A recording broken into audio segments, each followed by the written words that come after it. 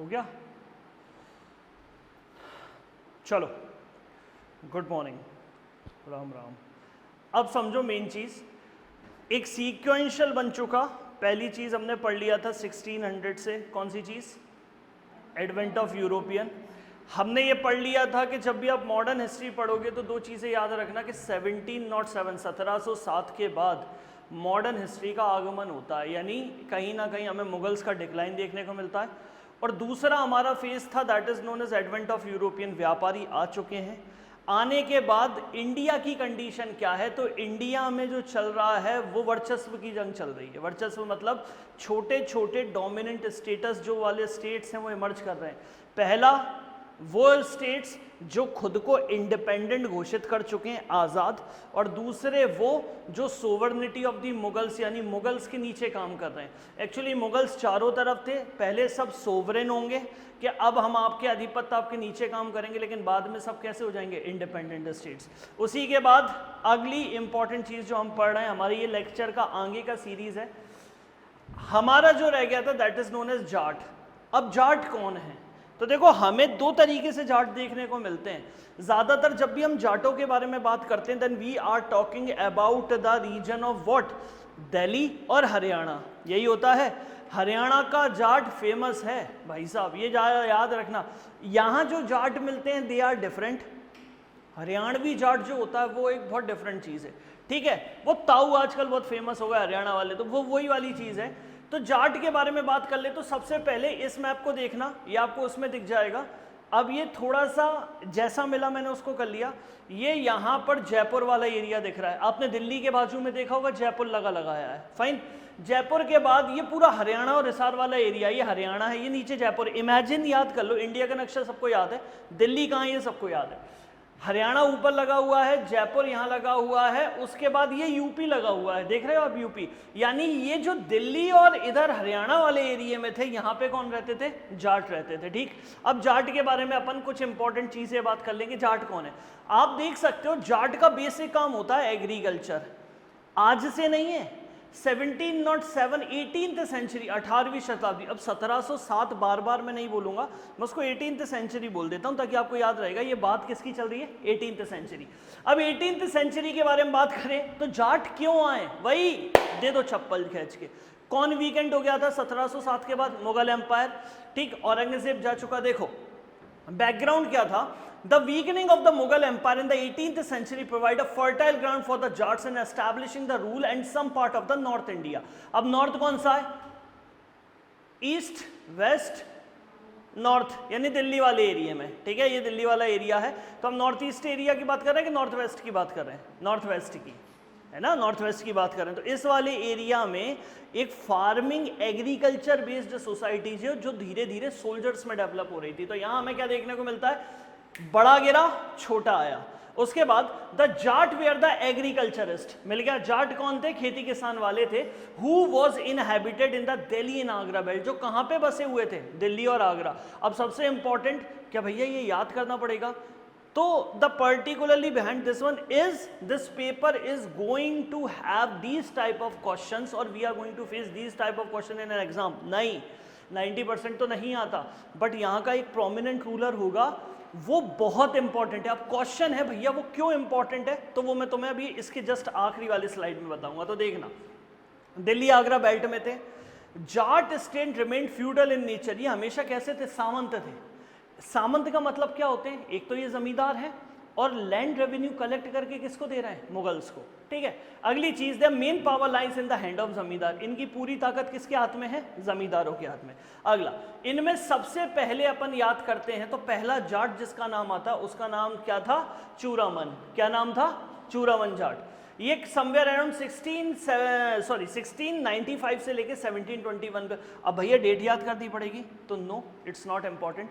हमें जाटों से क्या याद करना है तो मैं पहले बात बता दूं, इंपॉर्टेंट ये है ये वही जाट हैं जिसने पानीपत की लड़ाई में किसका साथ नहीं दिया, मराठास का, और ये न्यूट्रल रहे। कैसे रहे, न्यूट्रल रहे। ये भी कहना सही होगा कि अगर ये पानीपत में साथ दे देते तो शायद मराठा जीत जाते। सिर्फ इसी एक कॉन्सिक्वेंसेस के चक्कर में हमें ये जाट याद करने, ठीक है। तो अब इसके बारे में मैंने आपको पहले बता दिया ताकि एक दिमाग में इमेज हो जाएगी। देखो, इन्होंने थून को चैलेंज किया और मुगल अथॉरिटी, इन्होंने एक बहुत अच्छा किला बनाया, बहुत स्ट्रांग बनाया। अब यहाँ फोर्ट और कैस्टल में फर्क होता है। फोर्ट जहाँ राजा राजा रहते हैं वो कहलाता है फोर्ट, जैसे हमारा बजरंगगढ़ का फोर्ट है तो वो फोर्ट है, वो किला है। कैस्टल मतलब होता है दुर्ग, दुर्ग जिसमें सेना रहती है, ठीक है। तो जो कैस्टल्स होते हैं ना, जिन्हें अपन कहते हैं अरे ग्वालियर दुर्ग, तो ग्वालियर दुर्ग का मतलब क्या है, वो चारों तरफ परकोटे से घिरा हुआ है। घिरे होने के बावजूद वहां पे हमें क्या देखने को मिलता है, वहां सेना रहती थी। और अंदर किसी किले में जैसे बादल महल, फादल महल, इत्रधार महल, वहां महल है, महल मतलब राजा रानी रहते थे, ठीक है। ये चंदेरी के महलों की बात चल रही है। तो यहाँ इन्होंने तून में एक बहुत बड़ा किला बनाया, फोर्ट बनाया, और इन्होंने मुगल अथॉरिटी को चैलेंज किया। अब मुगलों के पास उस टाइम राजपूत थे, तो कौन थे वहां पे, जयसिंह। जयसिंह भेजा और ये चूरामन आर्मी को क्या कर दिया भैया, डिस्ट्रॉय कर दिया। ये यहां से सबको क्लियर हो गया होगा। अगली चीज, उसके बाद आते हैं बादल सिंह। अब बदन सिंह, सॉरी, बदन सिंह कौन थे, तो ये रेस्पॉन्सिबल थे स्ट्रेंथ और कंसोलिडेटेड ऑफ चार्ट, एकीकरण किया इन्होंने। भरतपुर, आप जब भी वहां घूमने जाते हो मथुरा, तो वहां पे भरतपुर लगा हुआ है। अब ये भरतपुर वाले एरिया में बिल्ड इन्होंने एक फोर्ट किया जिसका नाम था दीर, उसके बाद कुम्हे, उसके बाद वीर और उसके बाद भरतपुर। ये कई सारी इन्होंने छोटे छोटे किलों का निर्माण किया। अब किले क्यों बनाए जाते थे, ताकि शक्ति को स्ट्रेंथनिंग करने के लिए। स्ट्रेंथनिंग यानी छोटे छोटे किले बना लेंगे तो लोग इकट्ठे होंगे, लोग इकट्ठे होंगे तो तादार होगी, तादार वही कल जाके स्ट्रेंथनिंग एज एन आर्मी, वो आर्मी बनेगी और किसी बड़े के खिलाफ हम लड़ सकते हैं। अब सबसे important Surajmal, most most most important, ये या नाम याद रख लेना, यही सफिशिएंट है। सूरजमल, इसे सुजान सिंह भी कहते थे या सुजानमल भी कहते थे। अब इनके बारे में बात करें, इनके टाइम में, रीजन के टाइम में भाई साहब जाट जो थे वो ग्लोरी पे थे। अब जाट कितने फैले थे, क्या पूरे भारत पे, नहीं, वो कहाँ कहाँ सीमित थे, राजस्थान से लेके कहाँ पहुंच जाओ, यूपी, यूपी से लेके उत्तराखंड वाले एरिया में यहाँ पहुंच जाओ, और उसके बाद नीचे यहाँ पे कहाँ लग रहा है भाई साहब, ये तो ये पूरा का पूरा कौन सा बेल्ट है, आगरा, आगरा के साथ दिल्ली वाला और हरियाणा का कुछ पार्ट वाला, ठीक है। जाट पावर अपनी ग्लोरी पर थे, वर्चस्व पे थे। ही एक्सटेंडेड हिज एम्पायर, इन्होंने अपना एम्पायर स्थापित किया। Delhi in the north and Chambal of the south, Agra in the west of the Ganga of the, अब देखो आगरा लग गया, गंगा लग गई, इसका मतलब यूपी लग गई, हरियाणा बाजू में लगाई हुई है, राजस्थान ये लगाई है। Area of the Agra, Meerut, उसके बाद मथुरा और अलीगढ़ तक ये पहुंचे थे। अब ईमानदारी से सोचो, ये दिल्ली के इर्द गिर्द थे, इनके सपने थे कि ये भी दिल्ली पे कभी कब्जा करें, इतिहास में अमर होने के लिए। लेकिन कभी जाट का रूलर सुना कि जो दिल्ली पे, अब यही इच्छा आगे जाके इनकी सबसे बड़ा अभिश्राप बनने वाला है। यहाँ देखो, सूरजमल का बैटल ऑफ पानीपत में क्या रोल है, most most most important. Battle of Panipat कहाँ लड़ी गई थी, पानीपत में कब लड़ी गई थी, 1761 के ऑन एन अप्रॉक्स। अब हमें क्या देखने को मिलता है, ये इंसान न्यूट्रल रहा, मराठाओं की तरफ से यही कहीं ना कहीं पावर दे रहे थे, ये न्यूट्रल रहे लड़ाई में। और इन्होंने क्या करा, कहीं ना कहीं मराठाओं को लड़ाई में कोई सपोर्ट नहीं किया, बेचारे मराठा हार गए। ये इनके ऊपर एक बहुत बड़ा कलंक है। He was also known as the Plato of the Jat tribe and Jat Ulysses. अब याद रखना, इन्हें क्या कहा जाता है, प्लेटो ऑफ दी जाट, जाटों का प्लेटो। प्लेटो कौन थे, प्लेटो, सुकरात, ही हम सब ने पढ़े, किस में पढ़ा, हमने सोशियोलॉजी में हम पढ़ ही रहे हैं, और हिस्ट्री में दार्शनिक के तौर पे भी देखते हैं। एक बहुत बड़ी एस्ट्रोनॉमिकल डिवाइसेस देखते हैं, कहीं ना कहीं ये सिकंदर से भी, अरस्तु वरस्तु ये सब इनसे रिलेटेड है। तो ये भी एक तरीके से बहुत बड़े बुद्धिजीवी थे। तो इनको क्या कहा जाता है, प्लेटो ऑफ द जाट। तो प्लेटो ऑफ द जाट किसको कहा जाता है, सूरजमल को। क्यों याद करना है, क्योंकि ये न्यूट्रल रहे कौन सी लड़ाई में, बैटल ऑफ पानीपत। और बैटल ऑफ पानीपत में हारने का भी रीजन यही था, बिकॉज मराठास को कहीं ना कहीं सपोर्ट नहीं मिल पा रहा था। अगला, he died while fighting in the Rohillas under the leadership of Najibuddaula, his died mark for the end of the Jat. अब इन्होंने नजीबुद्दौला का साथ दिया। ये नजीबुद्दौला कौन था, ये किसका साथ दे रहा था ऊपर, अहमद शाह अब्दाली का। अहमद शाह अब्दाली की टीम में तो बाद में इन्होंने कहा हमें दिल्ली पे बिठा दो, इन्होंने कहा ठीक है कोई दिक्कत नहीं, हम आपको कुछ प्रोविंसेस दे देंगे, सूबे मिल गए। तो इन्होंने क्या करा, नजीब उल दौला का मदद किया, और मदद करने के बाद ये एक बैटल में मारे गए, ये ख़त्म, प्रोमिनेंट राजा ख़त्म, और जाट एम्पायर कहीं ना कहीं ख़त्म हो गया। जाट क्लियर है, कोई doubt? This is the finishing of the Jat. ठीक, अगला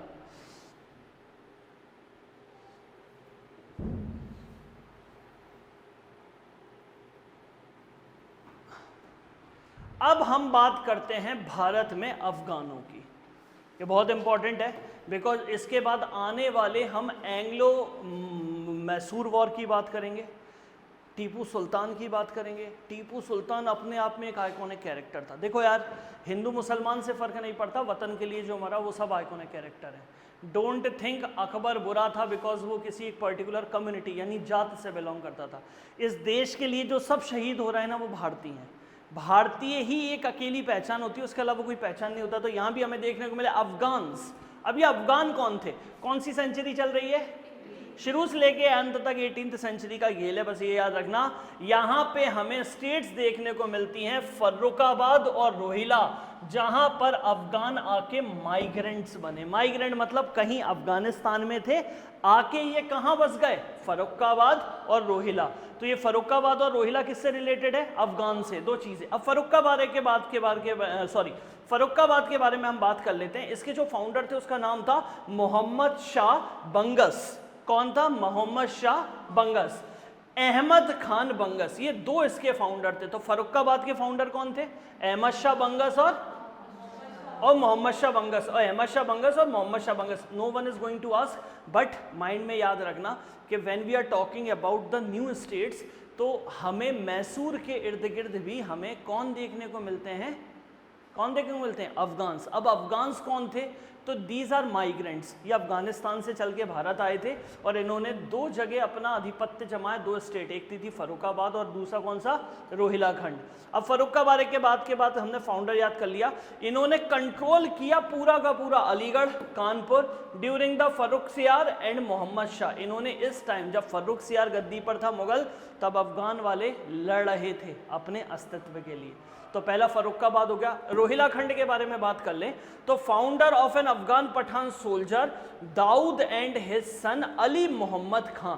तो भैया रोहिला खंड का फाउंडर कौन था, भाई साहब दाऊद, ये याद हो जाएगा दाऊद इब्राहिम के नाम से, तो दाऊद। और उसके बाद उनका बेटा जिसका नाम था अली मोहम्मद खां। इनकी टेरिटरीज कहाँ थी, ये पूरा का पूरा नॉर्थ वेस्ट आज प्रेजेंट यूपी को संभालते थे। इसके बाद बिटवीन कुमाऊं और इसके बाद नॉर्थ एंड गंगेटिक प्लेन्स में इनकी कैपिटल क्या थी, ये बहुत इंपॉर्टेंट है। इनकी कैपिटल थी रामपुर और आलोन। कौन कौन सी इनकी कैपिटल थी, रामपुर और आलोन।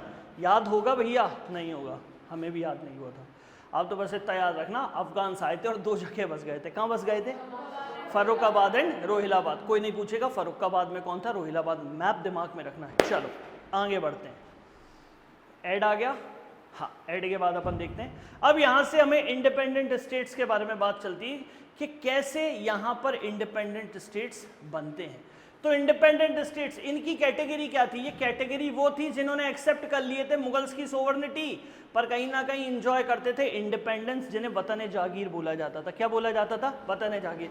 कहने को तो इसका मतलब क्या भैया, इंडिपेंडेंट स्टेट। ये दो बातें कर रहे हैं, एक तो आप कह रहे हो कि मुगलों का आधिपत्य जो कर लिया, और दूसरी तरफ आप कह रहे हो ये इंडिपेंडेंट थे। एक्चुअली ये मुगलों को क्या देते थे, टैक्स, और ये इंडिपेंडेंट कैसे थे, रूल इन्हीं का चलता था। ये पॉलिसीज नहीं फॉलो करते थे मुगल्स की, बस मुगल को टैक्स देते थे, ठीक, इसलिए ये इंडिपेंडेंट थी। इंडिपेंडेंट इनको कहा जाता था वतन जागीर या वतन जागीर। दे used to pay a irregular tribute on the military services both to the Mughals and in return Mughal did not interfere in the internal administration। समझ गए, एक तरफ हर नजराना भेज दिया मुगल्स को, और मुगल इनके राजकाज में इंडिपेंडेंट मतलब कहीं ना कहीं इंटरफियर नहीं करते थे। तो इंडिपेंडेंट स्टेट्स कौन थे, जो सोवरेन थे या सोवर्निटी में रहते थे, किसके, मुगल्स के।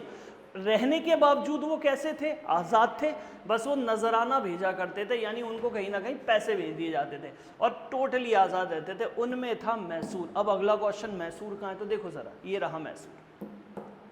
मैसूर है, ये कौन सा है, तो ये दक्षिण के बारे में बात चल रही है मेरे भाई। बिल्कुल मैप से दिमाग में लगाना, हम इस मैसूर की बात कर रहे हैं। अब थोड़ा दिमाग खुजा लो भैया, अफगान तो वहाँ देखे थे ऊपर, कहाँ देखे थे? रोहिलाबाद और फर्रुखाबाद, रोहिलाखंड और फर्रुखाबाद, जहाँ कहाँ से आ गए? तो ये पहले क्या करते थे, ये लश्करों में होते थे। लश्कर मतलब समझते हो, जब मुगल्स आए थे ना तो ये मुगल्स के साथ लड़ने आ गए थे। मोहल्ले में नहीं होता कि चलो अपनी लड़ाई हो गई, ए शंभू कालू पप्पू गोलू चलो गाड़ियों से उठा लो, गाड़ी ले ली और लड़ने पहुंच गए। तो ये ऐसे ही वहाँ से बुलेरो करके आए थे, बुलेरो और पिकअप करके आए थे भारत में लड़ने के लिए। अब जाते जाते पेट्रोल हो गया ख़त्म, तो क्या करते, तो यहीं बस गए। मजाक है, पर ये याद रखना कि ये आए भारत में और भारत में आके बस गए। ठीक, अब इन्होंने क्या करा, ये बट गए मुगलों के साथ, तो कुछ इनको नीचे पहुंचा दिया, कुछ यहाँ पहुंचा दिया, तो ऐसे करके ये यहाँ पर बसने लगे। तो देखो पहले मैसूर की बात करते हैं। तो मैसूर का बैकग्राउंड क्या है? तो मैसूर जो स्थापित है वो साउथ में है। साउथ कहाँ है? नीचे, ठीक है, डेक्कन कंफर्म है, डेक्कन वाले एरियाज में। उसके बाद हैदराबाद और junction of the east and western Ghat, eastern Ghat और वेस्टर्न घाट के जंक्शन में हमें देखने को मिलता है। ठीक है, ये गाड़ी वाला जंक्शन नहीं, जब मत सोचना उस टाइम गाड़ी आ रही हो जंक्शन बना रही, जंक्शन मतलब किनारे जहाँ पे कोई चीज़ यातायात के साधन हो। It was originally under the Vijayanagara empire. पहले इस पर कौन रूल करता था? विजयनगर। जब इसको देखोगे ना तो पहले हमें यहाँ देखने को मिलेगा चोल, चेर, पांड्या, जब एंशियंट में देखेंगे। उसके बाद 1336, 1336 हरियर और बुक्का, विजयनगर डायनेस्टीज। तो ये पहले किसके अंतर्गत आता था? मैसूर, विजयनगर डायनेस्टी के अंतर्गत। ठीक है, मैप में समझने आया? मैसूर कहाँ है? नीचे, बस बहुत है, इतना ही दिमाग लगा लेना, बस बहुत है। इमेज बनाओ, ठीक है, इमेजिनेशन दौड़ने दो, मैप सामने है। अब वो क्या कह रहे हैं? And has been nominally as the part of Mughal empire. हमें बहुत अच्छी तरीके से पता है, हरियर और बुक्का की कहानी हमने पढ़ी थी। बेचारों को जबरन मुसलमान बना दिया जा रहा था। पंडित थे, बाद में वो लड़के खुद पंडित उन्होंने उठा के विजयनगर डायनेस्टी की नींव डाली। तो यानी मुगल्स वहाँ पहुँच चुके थे। ठीक है, अब आप सोचो ये 18th सेंचुरी, 1700-1800 की बात कर रहे हैं, वो 1336 में, 1336 में क्या चल रही थी? दिल्ली सल्तनत, दिल्ली डायनेस्टी, खिलजीज वगैरह, याद आया? तो उस टाइम में इनमें लठ पड़ चुके थे। ठीक है, अब अपन आगे बात करते हैं। During 18th century Mysore was ruled by Wadiyar. यहाँ पर वाडियार डायनेस्टी थी जिसका राजा था चिक्का कृष्ण राजा। कौन राजा था यहाँ का? चिक्का कृष्ण राजा। ये 18th सेंचुरी की बात चल रही, पर जो ताकत थी ना वो किसके हाथ में थे? नंज राजा के हाथ में। नंज राजा कौन था? वो था प्राइम मिनिस्टर, क्लियर है। और वहां पे एक देव राजा था, जो कौन था भैया? Commander in chief. हमेशा ताकत देखने को मिलेगी, पुरानी हिंदी फिल्में देखी होंगी, हीरो के हाथ में कुछ नहीं होता, राजा के हाथ में कुछ नहीं होता, उसका जो वजीर और सेनापति होता है ना, असली ताकत तो इन दोनों के पास रहती है। सेना की पूरी, कमांडर इन चीफ, वजीर, एडमिनिस्ट्रेशन, तो बस वही चल रहा था। अब अगला, इसी में हैदर अली आया और टीपू सुल्तान आए। इन्होंने मैसूर पे एक अफगानी रूल को स्थापित किया। कहाँ से चले होंगे? अफगानिस्तान से पूर्वज, मुगलों के साथ लड़ते लड़ते बाद में मुगलों ने सूबे बांट दिए, जाओ तुम इधर चले जाओ, ये तुम्हें दे दिया, ये तुम्हें दे दिया, तो ऐसे करके ये यहाँ आ गए। समझ गए? तो मैसूर पे हमें रियल पावर किसकी देखने को मिलती है? टीपू सुल्तान और हैदर अली। चलो अब भैया एक बहुत पुराना क्वेश्चन है, मैसूर का शेर किसको कहा जाता है? Who is known as the tiger of Mysore? कई किताबों में हैदर अली दिया है, कई किताबों में टीपू सुल्तान दिया। अब टीपू सुल्तान लगाना, और उसके बाद ज़रूरी नहीं टीपू सुल्तान सही हो जाए, हो सकता है हैदर अली भी गलत हो जाए। क्यों? वो तो जब पेपर बनाता है ना उसके दिमाग के ऊपर होता है उसने क्या सही किया है। ठीक है, बट 99% अब टीपू सुल्तान लगाना। अब अगला, हैदर अली के बारे में बात कर ले। हैदर अली एक साधारण सा सोल्जर था मैसूर आर्मी में। समझ गए?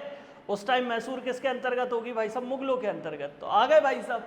Soldier Mysore army and gradually rose to the commander, और बाद में कमांडर बन गया। उसकी पर्सनल कैपेबिलिटी, क्षमताएं थी, योग्यताएं थी कमांडर बनने की। 1761 में हैदर ने नंज राजा को हटा दिया और अपनी अथॉरिटी मैसूर पे बना ली। He has also required several territories। उसने अकेले यही नहीं करा, उसने कृष्णा, तुंगभद्रा, दोआब क्षेत्र में। अब दोआब क्या होता है? एक्चुअली इंग्लिश का ओरिजिन हो गया डोब, जो ऐसी जमीन जो दो तरफा नदियों से घिरी हो। ठीक है, जहाँ से भी बह रही हो, जहाँ से भी बह रही हो, तो बीच की जमीन पूरे टाइम नकौड़ी नहीं, हरियाली जैसी रहेगी। ठीक है, तो ये इसमें चलता रहा। He was able to establish control over polygars। अब क्वेश्चन आता है, पालीगारों के ऊपर उनका पूरा कंट्रोल था। And ever occupied the area of Bidar, उसके बाद सुंडा, उसके बाद सेरा, उसके बाद कनारा और उसके बाद मालाबार। अब भैया जे क्या है याद तो होंगे नहीं, पर मैं तुम्हें अलग से इसमें एक स्लाइड जोड़िए बिकॉज ये आपको आएगा। पालीगार या पॉलीगार या पालिकारास कौन थे? अब समझना, सामंत समझे हैं तुमने, फ्यूडेटरी, सामंत कौन होते थे ये समझो। मैं राजा की सेना में एक बहुत बड़ा सैनिक था, मेरा एक अच्छा मनसब था, मनसब मतलब पोस्ट थी, मुझे राजा ने भैया खूब पाला पोसा। बाद में राजा ने कहा बहुत खर्चा हो रहा है तो एक काम करो पुष्पराज भाई, तुम्हें गुना की जागीर दे दी गई है। तब मैं गुना आ गया, गुना में मैं हूँ कौन? लड़ने वाला। मैंने यहाँ के लोगों की ये ज़मीन अब मेरी है तो चलो रे बेटा खेती किसानी करो, रेवेन्यू कमाऊंगा और काम चलाऊंगा। पर एक्चुअली मेरी जात कौन है? मैं लड़ाका हूँ, लड़ाका मतलब लड़ने वाला, मैं सोल्जर हूँ। पॉलीगार भी कौन थे? सोल्जर ही थे। अब समझने आया? देखो ये मैंने विकीपीडिया में से काटा है, आप चाहो तो मैच कर लेना।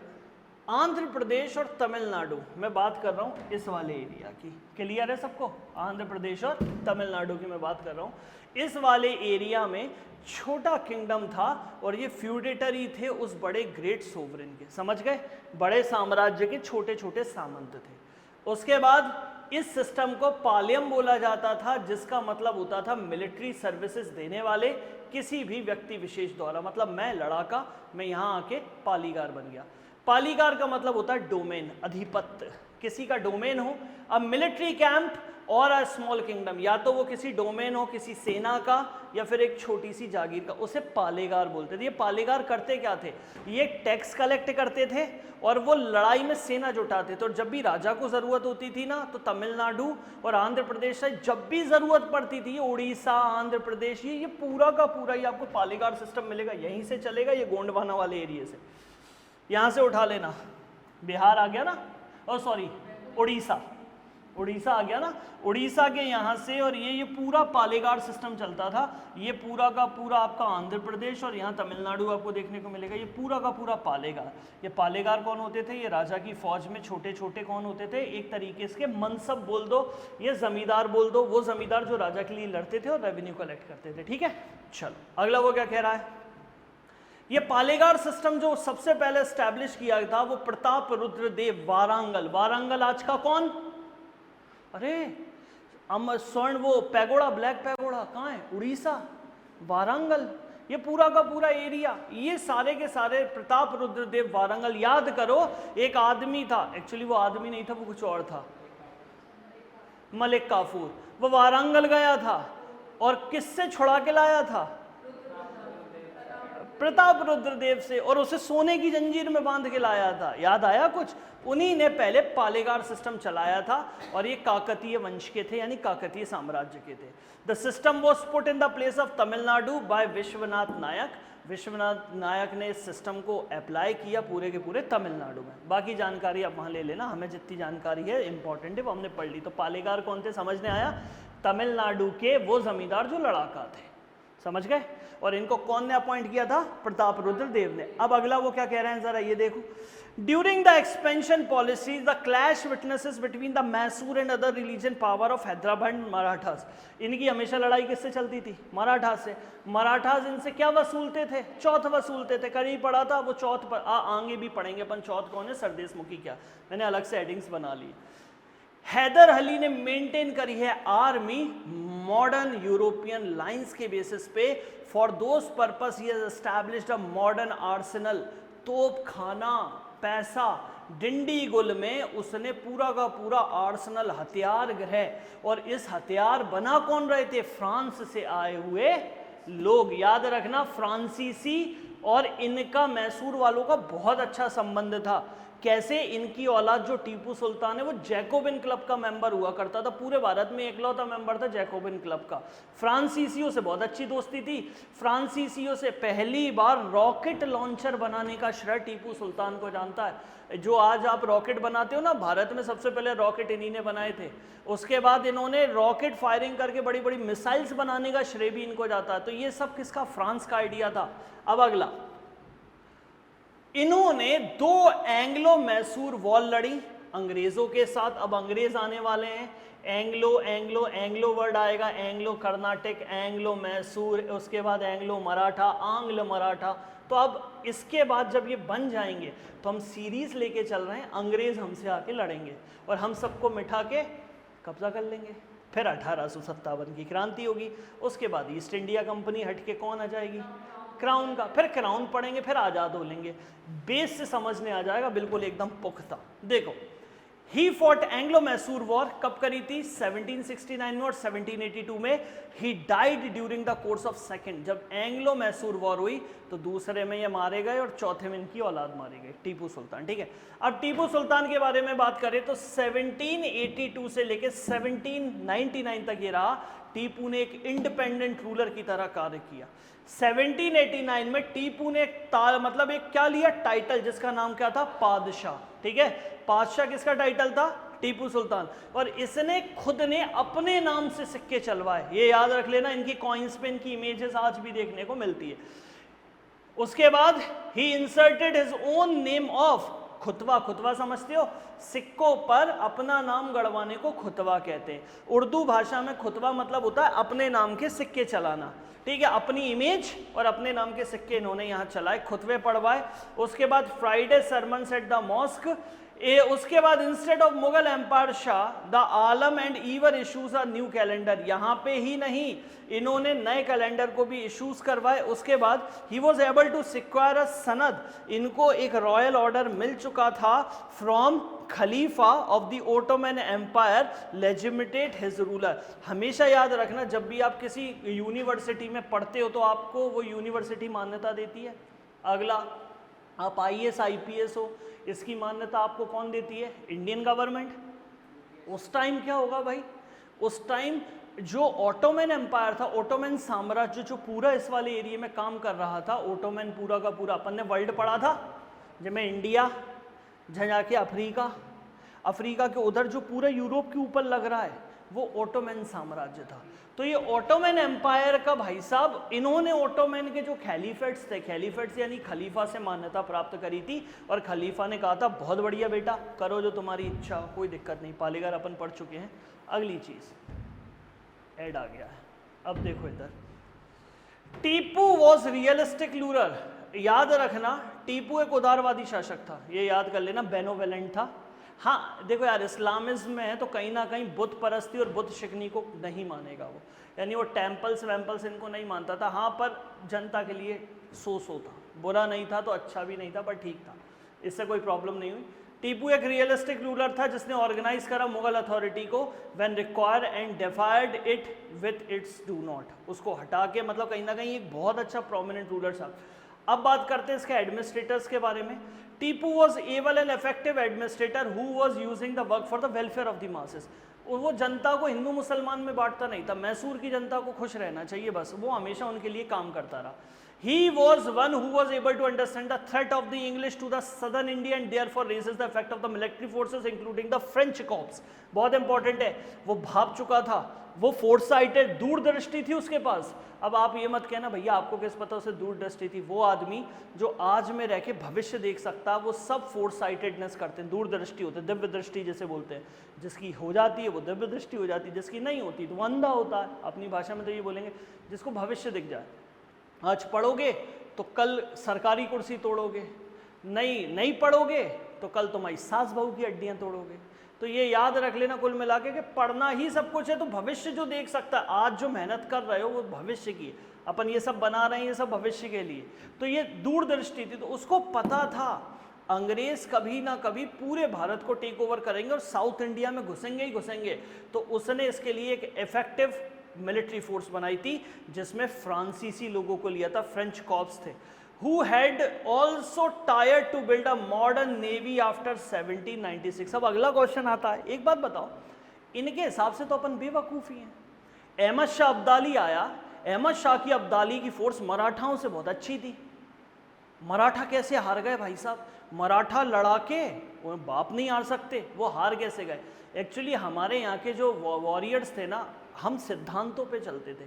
कभी महाभारत देखना, दुनिया को लड़ाई का भी मार्ग सिखाना है तो महाभारत देखो। कैसा? सुबह होगी, कृष्ण जी आ जाएंगे, बेगल साहब के बज गए, चलो ऊटर बज गया, अब लड़ाई चालू, लड़ाई हो गई। 5 बजे सूरज ढला, लड़ाई खत्म, खाना कंबाइन खा रहे हैं, लड़ाई अपनी जगह, मित्रता मेल मिलाप अपनी जगह। तुम्हारे कुछ रात में लड़ाइयाँ नहीं होंगी। जब ये मुगल्स आए ना, इन्होंने लड़ाइयाँ, ऐसा नहीं कि मुगल्स के पहले पृथ्वीराज चौहान ने भी रात्रिकालीन अभ्यारण किया था, याद करो। उन्होंने एक रात में युद्ध लड़ा था, किसके खिलाफ? जहां 2 महोबा के वीर मारे गए थे, अलाउदल, याद करो, ठीक है, परमार्दी देव, याद आया, तो वो उनके खिलाफ हमें वहां भी मिलते। लेकिन ये तो ऐसे थे, अब इंडियंस की जो सेना थी ना वो छुप के मारना नहीं जानती थी। आपने देखा होगा जय भवानी और लट घोड़ों पे ली उनने तलवारों और बढ़ जाओ, तीर चलाओ, बाहुबली मूवी देखी होगी, सब ऐसे चलते थे, सब सार्थक चलता था, धोखाधड़ी नहीं होती थी, ये धोखाधड़ी करके मारते थे। तो फ्रेंच कॉप्स ऐसे क्या थे, इनके लड़ने की एक कला थी। इस टाइम बंदूकें आ चुकी थी और बंदूकें जो थी ना वो चलती थी भरमार। उसे क्या होता था, कम से कम लोड करने में 30 सेकंड का टाइम लगता था। वो 30 सेकंड के टाइम में हो गई, चलो रेड ब्लिंक कर रहा है। अब वो कैसे लड़ती थी, फ्रांसीसी और ब्रिटिशर्स कितने शाणे थे, वो हमेशा लड़ते थे ना, तो वो आमने सामने की लड़ाई लड़ते थे। 1-2 सेना गई, उसके पीछे एक और, उसके पीछे एक और, उसके पीछे एक और, 4 होते थे। पहले बैठ गए बंदूक लेके, उससे ऊपर थोड़े और बंदूक लेके, उससे ऊपर और बंदूक लेके, उसके पीछे और। अब वो आमने होंगे, आपके सामने होंगे, अब वो कहेंगे अटैक, तो जहां से अटैक, उधर मर गए, उधर के अटैक इधर। वो पीछे जाएगी, बाद के 4 आ जाएंगे, तब तक वो लोड कर रहे होंगे, फिर आगे आ जाएंगे, फिर वो गन फायर पे आके उड़ा देंगे। ये चलती थी लड़ाइयाँ। इसमें क्या होता था, एक फॉर्मेट होता था तब तक। अब ये अपने भारत में उनने कही रुक जाओ, अटैक कर रहे हैं, अपन के जुका कर रहे हैं, लड़ाई तो चल रही है, अटैक कैसा, रोको, पहले हम गोली चलाएंगे फिर तुम चलाओ। टॉस वाला सिस्टम चलता था, पहले बैटिंग कौन करेगा, ये चीज़ें हमें नहीं आती थी। उसके बाद हमारे जो जत्थे होते थे, कभी आर्मी को लड़ते देखना, आर्मी का जवान जब बंदूक लेके जाता है ना, तो उसको एक ऐसी टैक्टिक सिखाई जाती है कि एक जवान के पीछे दूसरा जवान नहीं चलेगा। हमेशा अगर एक जवान यहाँ है तो दूसरा क्रॉस में होगा। क्यों? क्योंकि पता चली पीछे आदित्य जा रहा, भैया के पीछे बंदूक, चोर चोर, आदित्य ने भैया में गोली दे दी, ले भैया आप आगे तो मैंने आपको उड़ा दिया। तो इसीलिए हमेशा क्या होता है, एक के आगे जगह छोड़ी जाती है ताकि एक पूरा ग्रुप फॉर्म हो सके। ये टैक्टिक्स होते हैं, ये टैक्टिक हमें सिखाने वाले थे फ्रांसीसी, ठीक है। तो फ्रांसीसीज ने मदद करी, फ्रेंच कॉप्स को लिया, भारतीयों को ट्रेन करवाया, क्योंकि सीधी बात है जो बीमारी होती है ना, इंजेक्शन उसी का लगता है। तो जब सूजा विदेशी था और बीमारी विदेशी थी तो सूजा भी विदेशी ही लगेगा। तो इसलिए हमने विदेशियों से सीखा, छल कपट, ये सारी चीजें। इसके बाद due to the contemporary economic backwardness, अंग्रेजों ने लूटना चालू ही कर दिया था। He understand the significance of the modern trade. कहीं ना कहीं हम बैकवर्ड थे। बैकवर्ड कैसे थे, विदेशी साला हमसे ही खरीद ले जाता, हमारी चप्पलें ले जाता था बाटा की और वहां जाकर टाटा कर देता था। यानी वो चप्पल जो 5 की ले गया वहां 50 रुपए की बेचता था। चौगुना दोगुना 10 गुना मुनाफा। यहां से हमारे लिए इन कपड़ों की कोई कीमत नहीं है, कोई कीमत नहीं है। चंदेरी की साड़ी मध्य प्रदेश में शुद्ध भाषा में बात करें तो अपन जब गांव में जाते हैं ना, कहते गू खा रही है, तो वो गू खा रही चंदेरी की साड़ी, वहां पे कोई वैल्यू नहीं है। जब पहले के लोग क्या करते थे, उन चंदेरी की साड़ियों को सस्ते में लेते तो विदेशों में बेचते थे। इवन आप सोचो जब हम लोगों के टाइम में वो हुआ था अपना, क्या बोलते हैं उसको, वो 5 रिंग ओलंपिक्स, तो वहाँ चंदेरी की साड़ी के फट्टे जो विनर्स होते थे ना, तो उनको जो गार्लेंड पहनाया जाता था, कपड़ा पहनाया, वो चंदेरी की साड़ी का था, प्रमोट करने के लिए।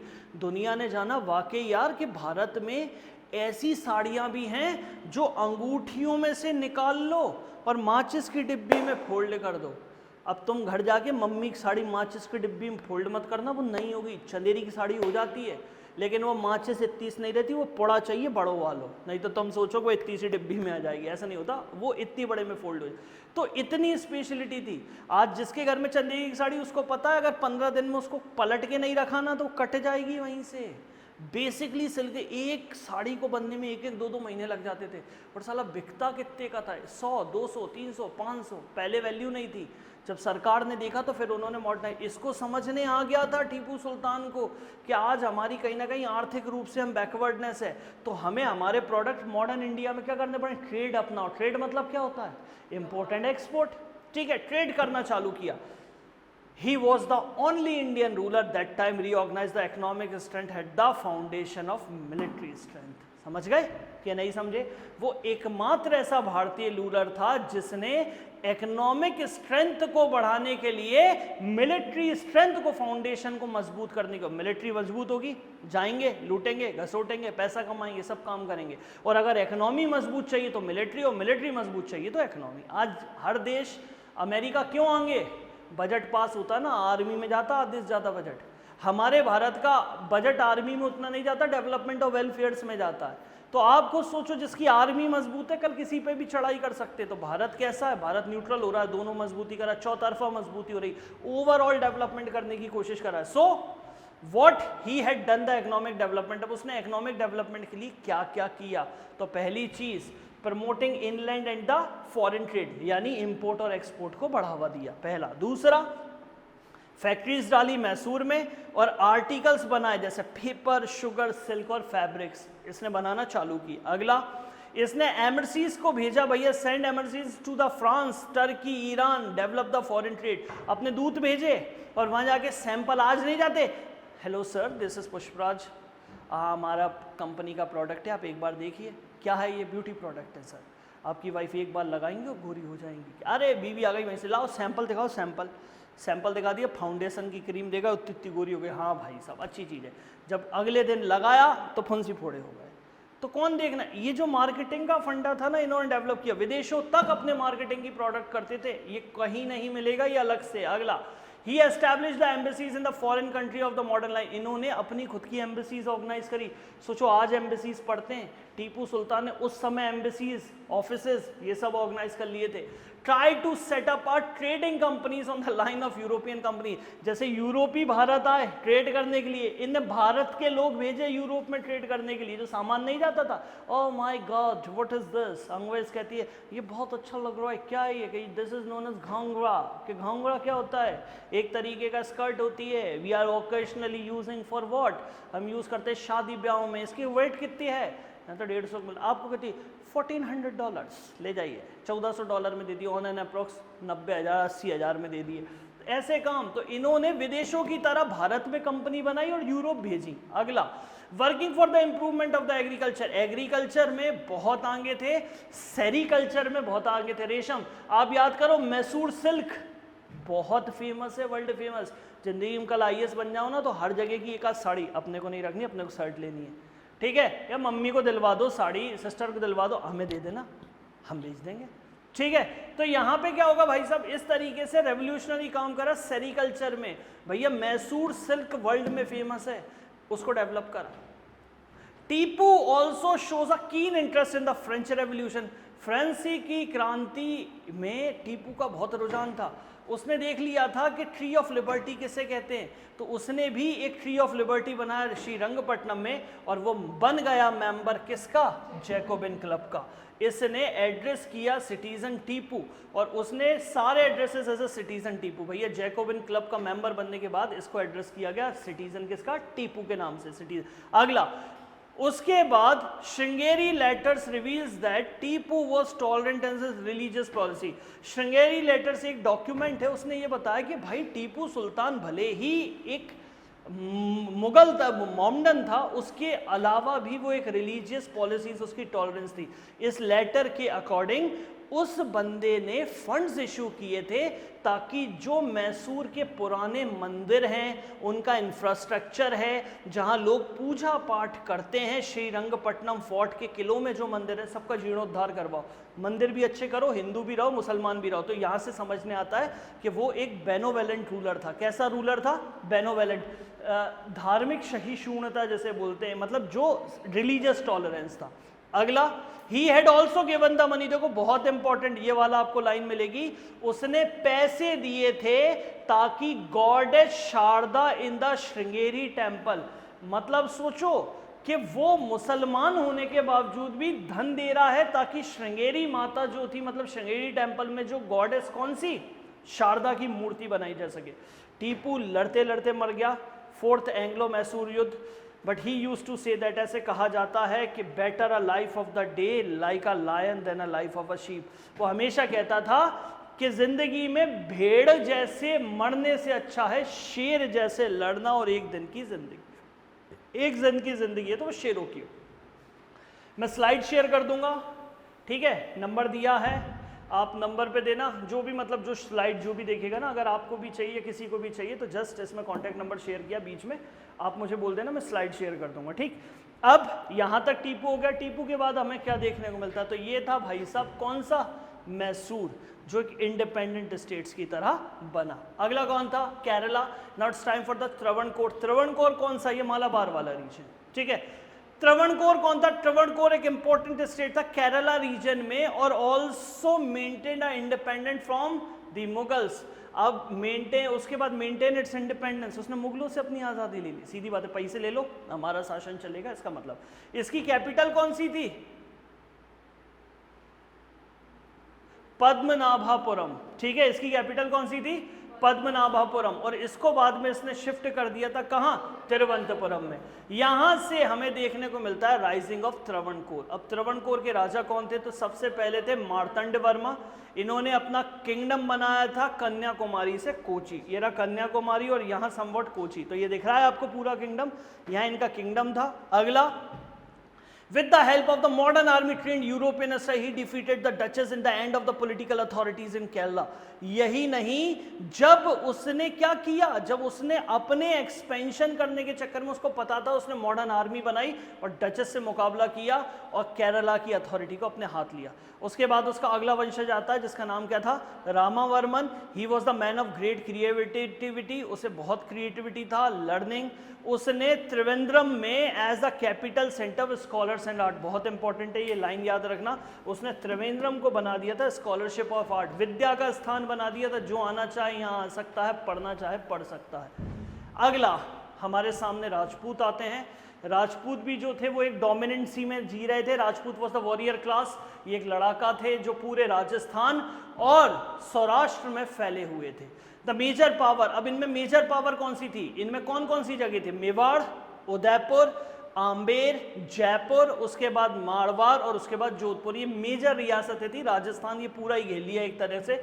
इस रीजन में from the reason of Akbar, Rajput plays an important for the explosion and consolidation of the Mughals. बिना राजपूत के कुछ पॉसिबल नहीं। अकबर बहुत अच्छी तरीके से जानता था कि लड़ाका को लड़ाका से लड़ाओ, सीधी बात है। अफगानियों से कैसे बचता था? उसने पूरे राजपूत सूबे कहाँ बनवा दिए थे? अफगान में। राजपूतों को लड़ने के अलावा आता क्या है? तो बस जिस चीज़ में एक्सपर्ट थे वही करते थे, तो लड़ रहे थे। इसके बाद the Rajput has accepted the Mughal sovereignty and in the returns everything annoying the matters of the internal administration. राजपूतों ने मुगलों की अधीनता को क्या कर लिया था? स्वीकार कर लिया था। और उनके संरक्षण में उन्होंने कई सारे काम करे। वो भाई साहब लड़ाई में भी रहे और एडमिनिस्ट्रेशन प्रबंधन में भी रहे। इनके लिए वो हर साल पेड एन एनुअल ट्रिब्यूट, जिसको क्या बोलते थे? पेशकश। अपन कहते हैं ना, लाइए पेश करिए। पेश मतलब होता है प्रेजेंट करिए, तो पेशकश, नजराना मुगल्स को पे करते थे। अब ये पेशकश इंपॉर्टेंट है, शब्द बहुत इंपॉर्टेंट। टीपू सुल्तान के टाइम टीपू सुल्तान ने भाई साहब सिक्के चलाए थे, याद करना। टीपू ने चलाए थे कि पापा ने चलाए थे उसके? टीपू सुल्तान ने। अगला, the suspicious nature of the Aurangzeb towards the Rajput, उसके बाद hunted the feelings of Rajput and the loyalty of the Mughals. देखो आप याद रखना, राजपूतों की अगर देखा जाए ना, तो राजपूत एक ऐसी कौम है, इज्जत देते रहो, कुछ भी करवाते रहो। पहले ये चीज़ बहुत अच्छी तरह अकबर समझ गया था। अकबर ने भी भाई साहब उठा के क्या करा? राजपूतों इज्जत दी। अकबर को जो बच्चा हुआ, अकबर का दिमाग ऐसा था, उसका लक बोल दो इतना खराब था कि उसे जो भी बच्चे हो जाते थे वो मर जाते थे। फाइनली उसे जोधाबाई से एक लड़का पैदा हुआ जिसका नाम क्या था? सलीम। सलीम भी देख लो, शादियां हुई। तो कहीं ना कहीं इनने राजपूतों को एक पैट्रोनेज देते रहे, संरक्षण देते रहे, इज्जत देते रहे, मान सम्मान देते रहे। जिसका नतीजा क्या हुआ? जिसका नतीजा ये हुआ भाई साहब के राजपूतों ने इनकी कदम कदम पे कहीं ना कहीं इनकी मदद करी, संरक्षण दिया। औरंगजेब आया तो औरंगजेब को ये लगा, औरंगजेब का एक ऐसा नेचर था, वो सब पे शक करता था। वो शक करता था, उसने राजपूतों पे शक करा। सब दे लो, लठ दे लो, सब दे लो, हमें कोई टेंशन नहीं है, लेकिन बेइज्जती मत करो। यहाँ राजपूतों की बेइज्जती हुई, राजपूतों ने लॉयल्टी तोड़ दी और मुगलों से नाता छोड़ दिया। औरंगजेब रिलीजन, दूसरी चीज, चलो ये ठीक है, हिंदुओं के मंदिर तोड़वा रहे, ये थोड़ी चलेगा। अगली चीज जजिया। ये वो पॉइंट्स हैं जो रिपीट हो रहे हैं, याद ही हो जाएंगे। जजिया कहीं ना कहीं मुगलों ने राजपूतों पे लगा, बस यहीं से काम तमाम हो गया। तो ये थे राजपूत, ठीक है। कोई प्रोमिनेंट इतना रूलर नहीं था, बस ये थे कि ये पर्टिकुलर क्षेत्र संभाल रहे थे। अगला, इसी के बीच में हमें यूपीएससी में पढ़ने मिलता है एंटी मुगल लीग 1708। अब एंटी मुगल लीग नाम से समझ में आ जाएगा, मुगलों के खिलाफ किसने एक ग्रुप बना लिया था। तो यहाँ देखना, रियल क्लैशेस होता है मुगल और राजपूत का, और यहां से हमें औरंगजेब रिफ्यूजेस था एक्सेप्ट अजीत सिंह। कहां से कॉन्फ्लिक्ट हुए? अजीत सिंह कौन था? वो posthumous son of Rana Jaswant Singh of Jodhpur, ठीक है।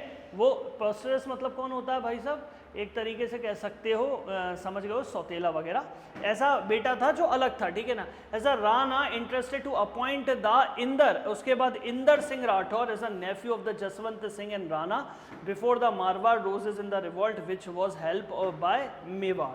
अब देखो इसमें क्या हुआ था, एक एंटी मुगल लीग कैसे स्थापित हो गई थी? सीधी बात थी, कुछ अफेयर्स चल रहे थे राजपूतों के, इनको मुगलों को साथ देना था पर मुगलों ने साथ नहीं दिया। पहला 1708 में एम्परर बहादुर शाह जफर ने क्या करा? जोधपुर पे चढ़ाई कर दी और अजीत सिंह को क्या करा? Into submission, led in formation of anti Muslim league 1708 which was led by Ajit Singh, Jai Singh and Durgadas Rathore. इन लोगों ने मिल के भाई साहब, अब देखो हमें यहाँ समझने आता है, दो पक्षों की लड़ाई चल रही थी, एक राजा बनना चाह रहा था, एक तरफ मारवाड़ था और दूसरी तरफ मेवाड़ था, ठीक है। इसके बीच में भाई साहब कौन कूद पड़े? बहादुर शाह कूद पड़े, अजीत सिंह की तरफ चढ़ाई चढ़ दी। अजीत सिंह ने भाई साहब अपने दोस्तों को मिलाया और एंटी मुगल लीग स्थापित करी, जिसमें थे कौन? अजीत सिंह, जय सिंह और दुर्गादास राठौर, बहुत बड़े वॉरियर थे अपने टाइम के। Later Bahadur Shah made a peace, जब इनमें लठ पड़ गए, अबे तुम एक से लड़ रहे हो, जहाँ तो तीन तीन एक का बाप एक है, कैसे लड़ोगे? बहादुर शाह समझ गए मुगलों की खास बात, जहाँ से पिटेंगे वहां से क्या कर लेंगे? ट्रीटी। अंग्रेजों की खास बात, जहां से पिटेंगे वहां से क्या कर लेंगे? ट्रीटी। राजपूत क्यों पीछे रह गए? महाराणा प्रताप, हम हार चुके हैं। अकबर आया था, इतिहास गवाह है, जब हल्दी घाटी का युद्ध हुआ ना, तो ऐसे ऐसे वीर देखे कि अकबर के ना पसीने छूट गए थे, ऐसे ऐसे नरमुंड कंकाल देखे जहां लोगों की गर्दनें कट गई थी और धड़ लड़ रहे थे। ये राजपूतों में एक बहुत बड़ी कहावत है कि गर्दन कट जाती है और धड़ लड़ते हैं। अकबर ने जब ये देखा ना, तो वो बहुत अच्छी तरीके से जानता था कि ये जो इंसान सामने खड़ा है ना, ये मतलब एक दैवी चमत्कार मानो, कद काटी में इतना लंबा चौड़ा, दो दो तलवारें रखने वाला, आप इससे नहीं जीत सकते, उसके घोड़े से नहीं जीत सकते, फिर वो इंसान से क्या करोगे? शरीर से लेके। लेकिन वो इंसान कैसा भी था, पर उसूलों वाला था। महाराणा प्रताप जो थे, आज वाकई भगवानों की पदवी में मान सकते हो आप महाराणा प्रताप को। जब वो जीत चुके थे तो वो जंगल चले गए थे। अकबर जंगल पहुंचा, शीश नवाया, कहा हमसे गलती हो गई, आप तो रूल करो, आप वाकई बहुत अच्छे इंसान हो और जाओ, जाके हमने आपका राजपाट लौटाया। तो महाराणा प्रताप ने उस टाइम भी यही कहा कि नहीं, जो हार गए सो हार गए। और महाराणा प्रताप ने जब वहां से अपनी जमीन छोड़ी तो उनके साथ जो वहां के जंगली लोग थे, जंगली लोग कह सकते हो, आज आपने लोहा पीटन जनजाति देखी हुई जो लोहा पीटते हैं, वो मेवाड़ के ही क्षत्रिय थे जिन्होंने अपने घर छोड़ दिए और आज तक कभी मेवाड़ में कदम नहीं। जिसने राणा के साथ दुनिया छोड़ी वो राणा के साथ ही मेवाड़ छोड़ चुके। राणा गए, उनने मेवाड़, आज पूरे टाइम ही भटक रहे हैं। ये वो क्षत्रिय थे जिनके पास भले ही खाने को कुछ नहीं था, पर अपनी जबान से कहते थे ना, अगर राजपूत की जबान, वो चीज़ यहाँ हमें देखने को मिलती कि भाई साहब बोल दिया, अगर उसके मान सम्मान को लग गया तो फिर मौत एक तरफ, बस उसने जो बोल दिया तो वो करेगा। तो वहीं हमें ये चीज़ें देखने को मिलती है। तो इनमें नहीं था, ये बहुत अच्छे माइंडेड थे, इन्हें पता थी लड़ गए पिट गए सॉरी बोल दो, फिर हम दोबारा गलती करेंगे। अंग्रेज देखो, जिन जिन से सुते उनके साथ क्या कर दिया, अलायंस और ट्रीटी। इन्होंने भी यही करा। Rajput afterward the Rajput kingdom became independent with the Mughals empire and started decline. और उसके बाद वो धीरे धीरे क्या होने लगे, छन्न भिन्न होने लगे, डिक्लाइनिंग हमें देखने को मिलता है। अगला, ये था हमारा पूरा चैप्टर। अब कुछ इंपॉर्टेंट फैक्ट्स की बात कर लें, जो छोटी छोटी चीज़ें हमें किताबों में अलग से मिल गई। तो ये किताबों में कौन कौन सी मिली? Main officials in the Bengal under the Mughal 18th century में क्या ऑफिशियल्स देखने को मिलते थे, इनमें से एक ओटी आ जाता है, तो ये अलग से लिख लिया। अब बंगाल में किस शब्दों से, तो दीवान जो था, तो दीवान कौन होता था, रेवेन्यू डिपार्टमेंट का हेड होता था। नजीम कौन होता था, ये भाई साहब मिलिट्री एडमिनिस्ट्रेशन को देखता था। बख्शी कौन होता था, ये मिलिट्री की पेमेंट्स को देखता था। कोतवाल कौन होता था, पुलिस डिपार्टमेंट को देखता था। काजी कौन होता था, आज वो काजी हमें वो देखते, वक्फ बोर्ड के काजी जो भाई साहब नवाज वगैरह अदा करवाते, शादी ब्याह करवाते, पर उस टाइम काजी एक जस्टिस की भूमिका में होता था, न्यायवादी। कहां पर काजी चलते थे, बंगाल में।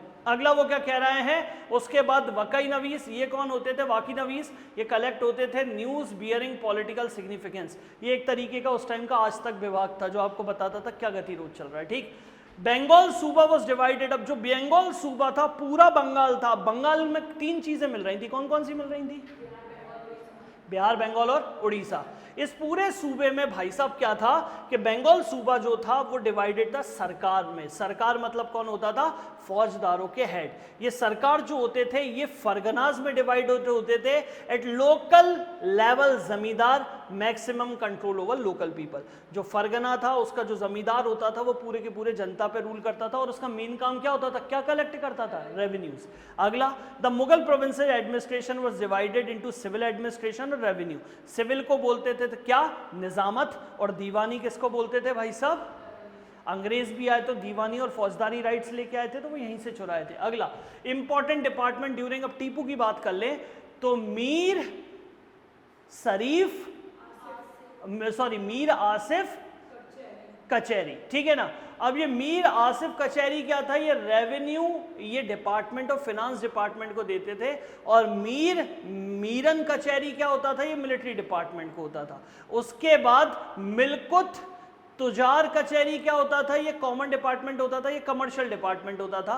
उसके बाद मीर यम कचहरी क्या होता था, ये होता था मरीन डिपार्टमेंट। और उसके बाद कजन कचहरी क्या होता था, खजाना मतलब ये ट्रेजरी और मिंट डिपार्टमेंट होता था, यहाँ सिक्के डलते थे। तो ये यहाँ पर इंपॉर्टेंट है, आपको याद करना है। तो ये किससे, कचहरी शब्द देख लेना तुम तो बस, सीधा सिंपल है। कचहरी जो शब्द है ये कचहरी किससे संबंधित है भाई साहब, मैसूर से, ठीक है। कचहरी इसमें हो गए, बंगाल के वो शब्द हो गए इंपॉर्टेंट। मिजलिस किससे संबंधित है, तो ये सिख से संबंधित है। मिजलिस क्या होती थी, ब्रदरहुड में रहते थे, किनशिप होती थी सिखों के एम्पायर। किनशिप मतलब होता था एक राजा होता था, बाकी उसके वंशज बैठा करते थे। Instant Sikh political structure divided into किसमें, भंगिस, ठीक है, और आलूवालिया, ये स्ट्रक्चर डिवाइडेड हो गए। इसमें भैया बैंड ऑफ सिख वॉरियर होते थे जिनके जत्था होता था, जिन्हें क्या बोलते थे, जत्थास, मतलब हमारे यहाँ फौज होती थी उनके जत्थे होते थे। अगला, इसी में आता था सतलज एरिया या सतलज स्टेट, सतलज स्टेट, ये क्या होता था, ये साउथ सतलज से लेके नॉर्थ ऑफ दिल्ली तक की टेरिटरी में होता था। यानी सतलज वो जो इधर बह रही पाकिस्तान वाले एरिया में, और कहाँ तक पहुँच रहा है ये, नॉर्थ ऑफ दिल्ली, यहाँ तक का पूरा एरिया कहीं ना कहीं पंजाब प्रोविंसेस के अंतर्गत हमें देखने को मिलता। अगला, चौथ क्या होता था, तो चौथ को इस तरीके से समझ सकते हो कि 25% of the land revenue claim by the जमींदार इन द दक्कन एरिया। तो हर जगह चौथ और सरदेश मुखी के अलग अलग है। दक्कन एरिया में कितना फिक्स होता था, 25%। दक्कन मतलब समझ गए कौन सा एरिया, दक्षिण वाले एरिया में, ठीक है। अगला वो क्या कह रहे हैं, सॉरी ऐड आ गए हैं। अगला वो ये कह रहे हैं सरदेश मुखी क्या होता था, तो सरदेश मुखी मतलब होता था 9 से 10% जो लैंड रेवेन्यू पेड होता था ना, वो कलेक्टर को द्वारा, हेड रेवेन्यू कलेक्टर को जाता था, और ये पूरा का पूरा दक्कन क्षेत्र में कितना परसेंट था, सरदेश मुखी 9 से 10। चौथ कितना होता था, 25%, परसेंट में याद रखना। उसके बाद देशमुख कौन होते थे, तो भैया देशमुख वो पावरफुल वॉरियर्स होते थे जो फैमिलियर होते थे, महाराष्ट्र रीजन में रहते थे, रीजन ऑफ शिवाजी, जो शिवाजी तो उन्हें क्या बोला जाता था, देशमुख बोला जाता था, ठीक है। सरदेश मुखी कितना होता था, 9 से 10%, और चौथ कितना वसूलते थे, कहाँ पर, कंफर्म है सबको, आगे। अब मनसबदार होते थे, तो अकबर ने मनसबदारी प्रथा चालू करवाई थी, ये बहुत इंपॉर्टेंट है। इस सिस्टम में क्या होता था, रैंक होती थी गवर्नमेंट ऑफिसर्स और मिलिट्री जनरल्स की। मनसबदार कौन होते थे, ये मिलिट्री कमांडर होते थे, जिनको हाई सिविल होते थे, या मिलिट्री ऑफिसर्स होते थे, या प्रोविंशियल गवर्नमेंट होते थे, मतलब ये बड़े बड़े पद मनसब कहलाते थे, ठीक है। मनसब 3 तरीके के या 4 तरीके का मनसब देखेंगे। पहला होता था आमिर। अब आमिर किसका मनसब होता था, जिसकी रैंक 1000 से नीचे हो। याद रखना, जितना बड़ा पावर उतनी कम, और जितना कम पावर उतनी ज्यादा, ठीक है। अब इधर देखो, आमिर एक काबिर या ग्रेट आमिर, बड़ा आमिर जो 1000 से ऊपर का हो, और आमिर अल मोरा यानी आमिर जो होता था वो 5000 से ऊपर होता है, ठीक है। तो ये इस हिसाब से मनसब तय होते थे, ठीक। जिसकी जितनी पोस्ट, जितना मनसब, वो उतना ताकतवर। सूबेदार किसको बोलते थे, प्रोविंशियल जनरल को। प्रोविंसेस मतलब प्रांत, प्रांत का कौन होगा, गवर्नर, उसको क्या बोलेंगे, सूबेदार। फौजदार किसे बोलते थे, मिलिट्री कमांडर को। उसके बाद इजारादार किसको बोलते थे भाई साहब, ये होता था रेवेन्यू फार्मर्स को। उसके बाद कुनबिश किसको कहा जाता था, मराठा पेसेंट वॉरियर को, समझ ही गए होंगे मराठा पेसेंट वॉरियर कौन होते थे। उमरा किसको बोला जाता था, उमरा जो सबसे ज्यादा पवित्र नोबल ज्ञानी बुद्धिजीवी होते थे। उसके बाद नायक्स कौन होते थे, तेलुगु में जो लड़ाका होते थे ना, उनके सरदार को नायक बोला जाता था। ठीक है, अपन पढ़ेंगे बीच में 1857 की क्रांति में जतरा नायक, भतरा, बहुत सारे नायक्स पढ़ेंगे अपन। ठीक है, उसके बाद आता था कौन, गुरु मातस। ये कौन होते थे, ये सिख गुरु होते थे, रेवोल्यूशंस ऑफ द सिख गुरु। उसके बाद दल खालसा होता था। दल खालसा मतलब होता है जो आर्मी ऑफ द सिख होती थी, उसे बोलते थे दल खालसा।